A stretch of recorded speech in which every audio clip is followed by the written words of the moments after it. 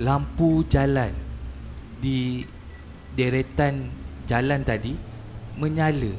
Di setiap tepi jalan dia ada lampu jalan. Bukan lampu jalan elektrik ni, tak. Lampu jalan yang dekat atas dia macam ada obor. So tiba-tiba obor tu menyala, keluarkan api. Setiap rumah dekat situ lampunya terbuka.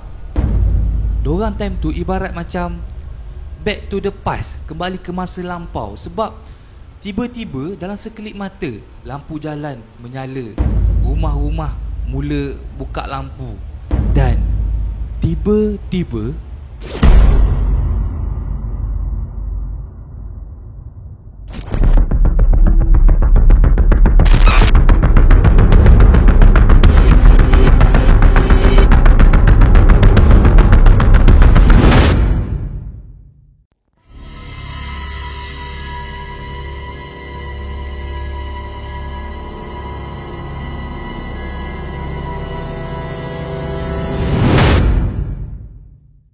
tiba-tiba kedengaran seperti macam ada satu suara mula bercakap daripada kejauhan, makin lama makin kuat, geng. Suara bercakap tu kalau tadi bunyi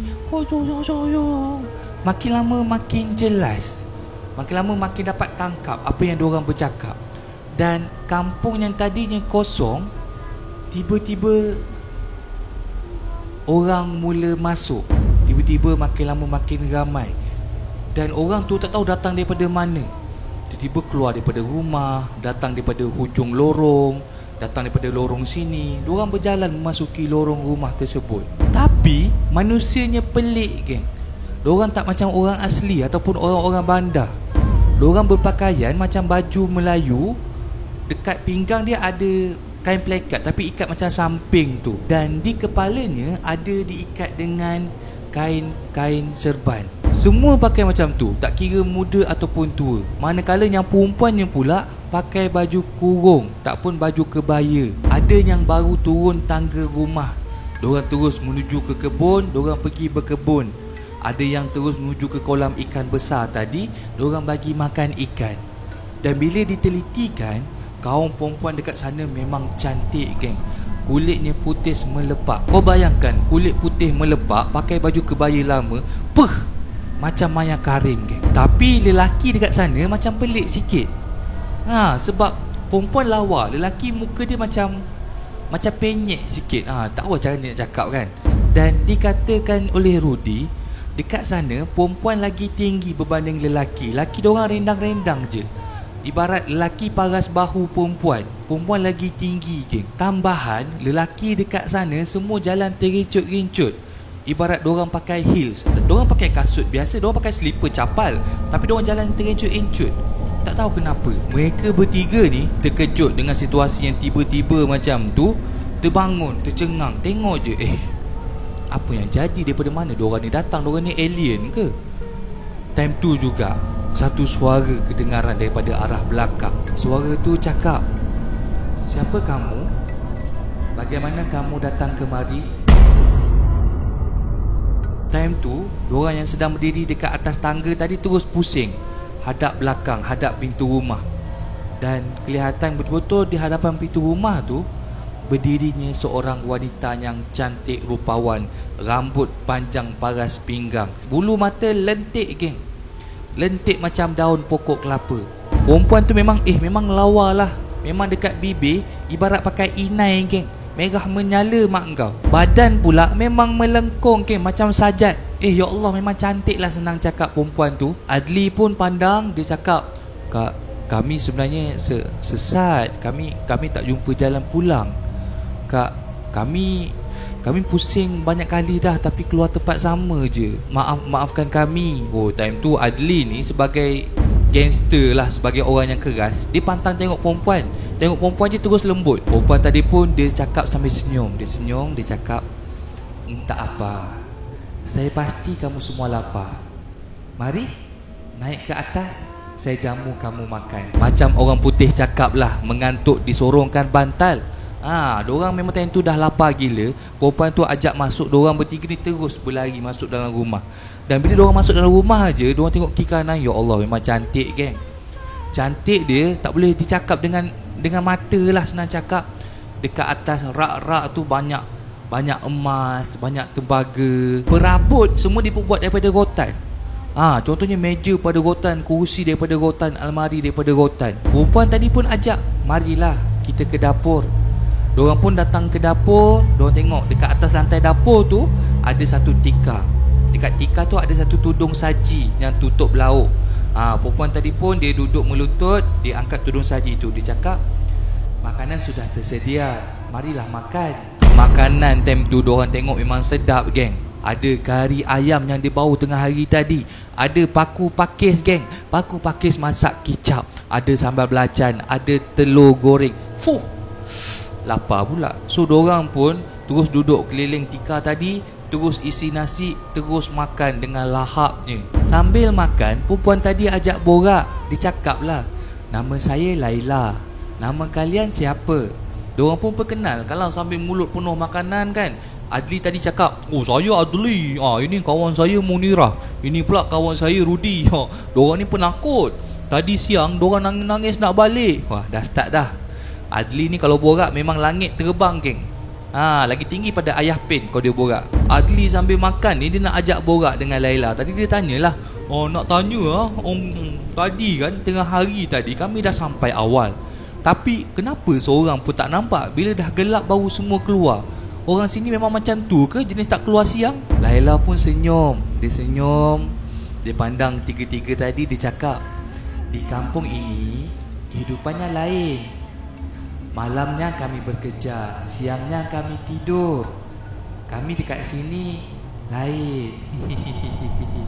Diorang time tu tak fikir takut ke apa, lapar punya pasal memang makan bertambah malam tu. Adli makan tak fikir member, lepas suap disuap, lepas suap disuap. Makan punya makan. Mereka bertiga dah tersandar kenyang, geng. Ibarat kata orang, kalau kau pakai tali pinggang, kau kena buka sikit tali pinggang kau supaya boleh bernafas. Kalau tak nanti nasi keluar ikut pusat. Jadi lepas settle makan tu, diorang bersandar tepi dinding. Lepas tu Laila datang. Laila cakap, dekat sini, kampung ini ada pantang larang. Pantang larangnya, kamu tak boleh tidur malam, tapi siangnya kamu boleh tidur. Rudi pun ingin tahulah, dia tanya, Laila, kalau kami tidur malam, apa jadi? Laila tadi pun dia senyum pandang Rudi. Dia angkat pinggan-pinggan yang dimakan, pergi ke sinki, geng. Time ni Munirah tak sedap hati tau. Dia cakap lah dekat dua orang kawan dia, weh, jomlah tanya Laila ni macam mana nak balik. Aku risaulah Tok Ketua cari ke, kan nanti dia report polis ke apa, susah. Jomlah kita cepat balik, jom. Aku takut ni. Adli cakap, dia bagi tahu, alah engkau ni takut sangat. Kita ni bukannya hilang pergi mana-mana pun. Kita berehat je dekat kampung ni. Nanti kita bagi tahulah Tok Ketua tu yang kita datang sini nak makan-makan. Kita lapar kot. Alah, kita dah besar lah, kita bukan budak tadika lagi. Kemarin riak tak berzina, geng. Dan Laila pun keluar daripada dapur. Dia cakap dekat diorang bertiga, malam ini ada tarian kuda kepang. Kampung ini memang selalu buat kuda kepang. Kalian mahu lihat? Kalau kalian mahu lihat, Laila bawakan. Diorang pun dengar kuda kepang terus excited, geng. Gila kau tak excited? First time ni nak tengok kuda kepang. Diorang pun teruslah keluar rumah. Laila bawa diorang jalan dekat depan, berjalan turun tangga, jalan melusuri jalan ke hujung kampung. Waktu diorang ni berjalan melepasi rumah-rumah besar tadi, di setiap rumah ada orang, geng. Tak macam siang tadi. Time tu kelihatan betul-betul di atas beranda setiap rumah ada je orang. Ada lelaki dengan perempuan tengah borak, ada yang tengah kait rotan, ada yang tengah buat jala, macam-macam aktiviti, geng. Tapi setiap kali diorang bertiga ni lalu melintasi setiap rumah, diorang akan stop buat kerja, diorang akan pandang dengan muka pelik. Diorang pandang je, diorang lalu. Makin lama berjalan, tiba-tiba kedengaran paluan gamelan. Sampai di tengah-tengah kampung, kelihatan macam ada satu bentuk gelanggang bulatan, dan gelanggang tu diperbuat daripada tali kapal.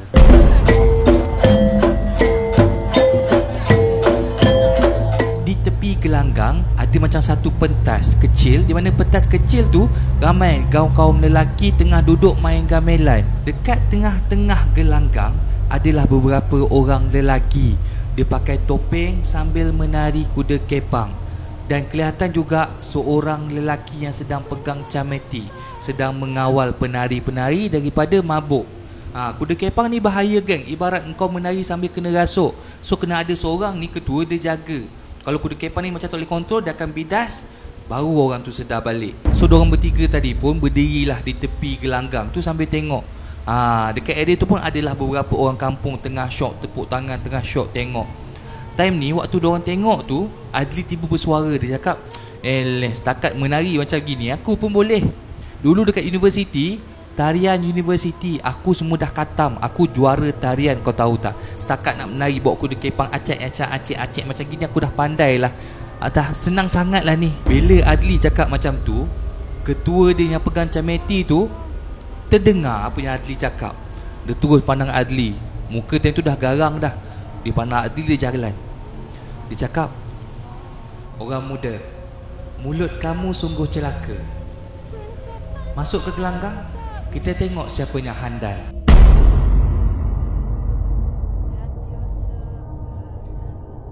Boleh pula time tu Adli balas. Balas apa? Dia tak balas mulut, tapi dia jeling brother tu geng. Brother depan muka dah garang. Muka macam Yusof Aslam, yang gerak-gerak khas tu. Memang muka garang. Adli time tu dia jeling macam macam lah kau hebat sangat. Dia jeling macam tu. Brother yang pegang cameti tu macam nak marah. Dia pun cakap, silakan tuan hamba masuk ke dalam. Kita lihat kemampuan tuan hamba. Adli ni pun dia sahut cabaran. Dia cakap, setakat kuda kepang apalah sangat. Dia terus langkah masuk ke dalam gelanggang geng. Ketua tadi terus pegang bahu Adli. Dia tolak Adli berjalan sehingga betul-betul di hadapan pemain gamelan tadi. Di mana di hadapan pemain gamelan tu macam ada satu asap, dan dalam asap tu dibakar kemenyan. Time ni Rudi Munirah tak kisah. Dia cakap, tak engkau lah, siapa suruh mulut kau celupa, pandai lah engkau Adli. Dan brother tadi pun siapkanlah Adli. Dia bagi satu kuda kepang, dia ambil satu topeng, dia perasapkan di asap kemenyan tadi, dan dia pakaikan ke muka Adli. Time tu Adli macam bela-bela lah. Dia pegang kuda, dia buat gelak macam dia buat main-main geng. Time tu dua orang dekat belakang, Munirah dengan Rudi tu rasa macam malu betul lah. Orang kampung tengok diorang ni pun macam annoying, macam budak ni ada kang, kena kang jagi. Tiba-tiba ketua tadi dia libas cameti tu ke tanah. Dan secara tiba-tiba Adli yang tadi tengah main-main, dia mula turunkan kuda kepang tersebut dan mula menari ikut rentak. Kaki dia seakan bergerak dengan sendirinya. Dan ini Munirah dengan Rudi tepuk tangan lah macam pandai lah kau menari, betul lah kau memang juara tarian universiti lah. Time tu Adli menari keliling gelanggang bersama dengan penari-penari lain. Memang waktu tu Rudi dengan Munirah layan je lah, sambil angguk, sambil layan tepuk tangan tengok si Adli ni menari. Dan tiba-tiba kedengaran suara azan sayup-sayup dari kejauhan.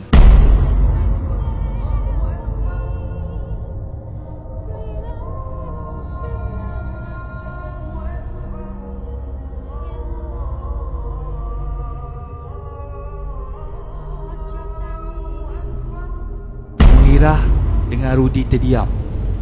Kepala diorang macam pening-pening. Penglihatan diorang macam seakan kabur. Time tu juga topeng yang dipakai oleh Adli jatuh ke tanah. Dan diorang lihat muka Adli seakan macam ketakutan.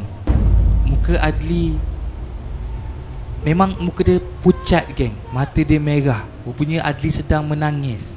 Time ni Rudi cakap dia pandang belakang nak tengok rumah-rumah besar tadi.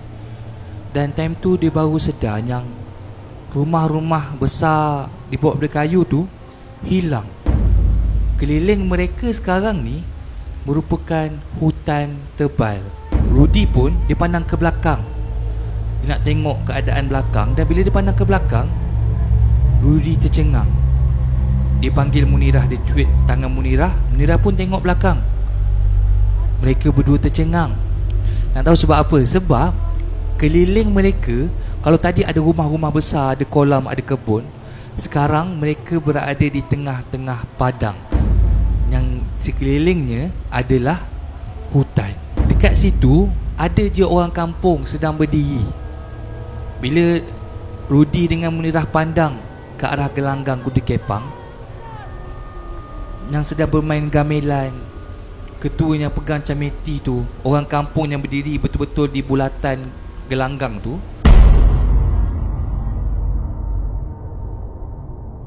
setelah diteliti, Rudy cakap yang each of them tak ada muka. Each of them mukanya seakan kosong, tak ada mata, tak ada hidung, tak ada mulut. Rudy time tu lutut dia lemah longlai. Tiba-tiba dia rasa macam badan dia direntap ke belakang. Dan lepas direntap tu dia tak sedar apa-apa. Dia seakan mamai. Yang kedengaran hanyalah bunyi jeritan, bunyi panik, bunyi menangis di sekelilingnya. Dan Rudy sedar yang dia pengsan. Rudy cakap dia tersedar esoknya. Time tu dah siang. Celik mata, dia berada di rumah tamu tempat diorang menginap. Bila dia celik mata je, dia nampak Tok Ketua dekat pintu, tengah pandang ke arah diorang. Tok Ketua perasan Rudy dah bangun. Tok Ketua cakap, itulah, kamu semua ni degil. Anak-anak muda ni semua tak dengar cakap. Kan dah kena. Atuk dah pesan, jangan buat perangai, jaga mulut. Tapi kamu semua degil. Rudy time tu dia tanyalah, mana Munirah? Mana Adli? Tok Ketua cakap, Munirah kena hantar ke hospital sebab lemah sangat, tak boleh nak bangun. Adli ada, tak sedar lagi, dia tengah pengsan. Atuk dah cakap, jangan main sesuka hati. Kawasan kampung ni bukan kita je duduk, kita berkongsi tempat dengan makhluk lain. Kamu tu semua dah masuk ke alam bunian. Kamu tu semua dah sesat dekat sana. Kamu tahu tak, sebenarnya kamu dah hilang 2 hari. Puas kami semua ni cari, puas kami semua ni ikhtiar nak keluarkan kamu macam mana. Tapi susah sebab kami dah buat perjanjian yang kami takkan ganggu kawasan dorang. Tuk-tuk kamu semua yang ganggu, kamu semua yang putuskan perjanjian kami dengan mereka. Tok Ketua tadi ceritalah, last dorang kena panggil imam.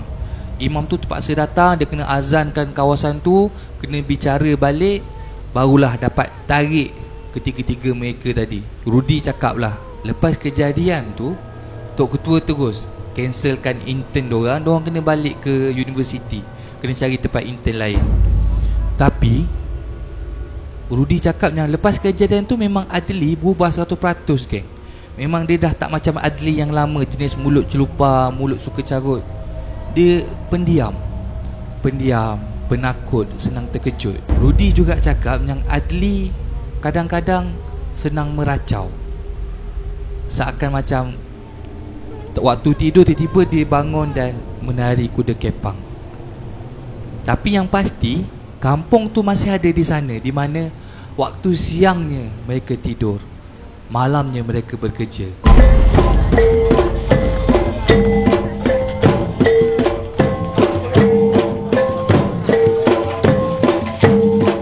Thank you guys pada mana yang sudi tengok cerita ni sampai habis. Ui, 2 episod cerita ni. Maaf geng, kena buat 2 episod. Kalau tidak, nanti cerita ni 3 hari berlangsung non-stop. Tak pasal-pasal kau kena sediakan 1 botol dekat tepi, prepare untuk kencing. Jadi aku terpaksa cutkan into 2 bahagian. Tapi thank you pada mana yang setia dengan saya. Semoga korang terhibur dengan cerita pada kali ini. Semoga kita semua terus dilindungi daripada benda-benda yang tidak terlihat dek mata ni, geng. Thank you pada mana yang bagi super gift, super chat. Semoga murah rezeki, panjang umur, dipermudahkan segala urusan. InsyaAllah ada rezeki, kita jumpa lagi dalam next cerita. Tunggu guys, nantikan. Assalamualaikum, selamat malam. Jangan biarkan hidup anda menjadi story puaka.